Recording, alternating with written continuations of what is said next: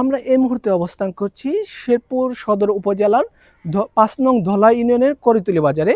আমার পিছনে যে পাবলিক টয়লেটটি দেখতে পাচ্ছেন এটি ২০২৩-২৪ অর্থ বছরে নির্মাণ করা হয়। এটি নির্মাণের দায়িত্বে ছিল জিলানি ট্রেডার্স। তারা জুন মাসে নির্মাণ কাজ শেষ করার পর এই জনস্বাস্থ্য প্রকৌশল অধিদপ্তর থেকে এটি বুঝিয়ে দেওয়া হয় স্থানীয় বাজার কমিটির কাছে।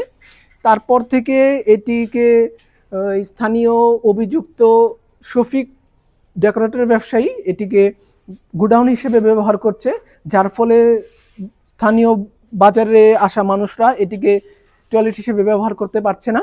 তো আমরা একটু দেখানোর চেষ্টা করছি যে এখানে বিভিন্ন মালামাল রেখে এটিকে কার্যত গোডাউন হিসেবে পরিণত করা হয়েছে। যদিও অভিযোগ রয়েছে যে এটি উদ্বোধনের পর থেকে এই অবস্থায় পড়ে রয়েছে। তো আমরা কথা বলার চেষ্টা করেছি জনস্বাস্থ্য প্রকৌশল অধিদপ্তরের সাথে। তারা জানিয়েছে যে এটা আসলে ওয়াশ ব্লক না, এটা পাবলিক টয়লেটই। হ্যাঁ, এটা আমাদের মানব সম্পদ থেকে করে, আমি তো ছিলাম না, যতটুকু শুনছি মানব সম্পদ থেকে করে আমরা হ্যান্ড ওভার দিয়েছি আরো ৩ বছর আগে। হ্যান্ড ওভারের পরে তো যাদের আয়ত্তে থাকে তাদের নিয়ন্ত্রণাধীন থাকে। এটা তারা কি ইজারা দিয়েছে নাকি তারা নাকি পরিত্যক্ত অবস্থা আছে, এটা তো তাদের সাথে যোগাযোগ করে আমার জানতে হবে। আমরা যখন হ্যান্ড ওভার দিয়ে ফেলি এরপরে আর এটার উপর আমাদের কোনো কর্তৃত্ব থাকে না। আমরা শুধু কনস্ট্রাকশন পর্যন্ত, এবং জামানতের যে সময়টা আছে ৬ মাস বা ১ বছর দেওয়া হয়, এটা আমরা মেনটেনেন্স করে দিই। আর বিন্দুমাত্র আমাদের কোনো এদিকে অধিকার নেই, ফাইবার নাই, এটা কমিটির।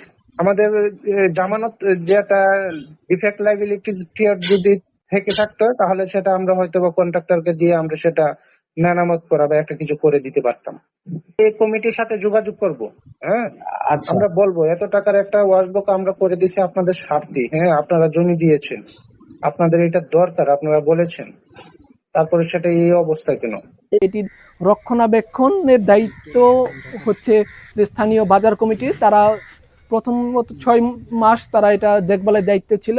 তো ওটা এমনি পরিত্যক্ত পইরা আছে তো, ওরা বোধ এমনি ব্যবহার করে। আমি ওটা আপনার কাজ করে দিবার চাইছিলাম, ওটা আপনার অবগত মানে আমি গেছিলাম যে এটা একটু কাজ করিয়া, ওই যে কিছু টাইস নাই ছুটে গেছে, বাথরুম গুলা ব্যবহার করা যায় না, পানির সমস্যা কমপ্লেইন করলো। যে আমি বললাম এটা তো তদারকি করে ঠিক রাখতে হবো, পাবলিক এর জিনিস দিছে বাদে যে বন্ধ হইতে যাবে এরকম না। পরে দেখি যে অন্য কিছু মাল সামান হয়েছে, পরে আপনার এইভাবে পরে আমি না করছি। এখন এই আবার এটা ২-১ মাস আগে আবার আমি অফিসে জানাইছিলামও যে এটা সংস্কার করে দেন। এখন কি অবস্থায় আছে আবার ২-১ মাস ধরে খবর নেই না। আমি পরিবেশটা এলোমেলো, দেখার মতো না। এবারে এটা পরিত্যক্ত অবস্থায় পড়ে রয়েছে, কারো চার্জে নাই।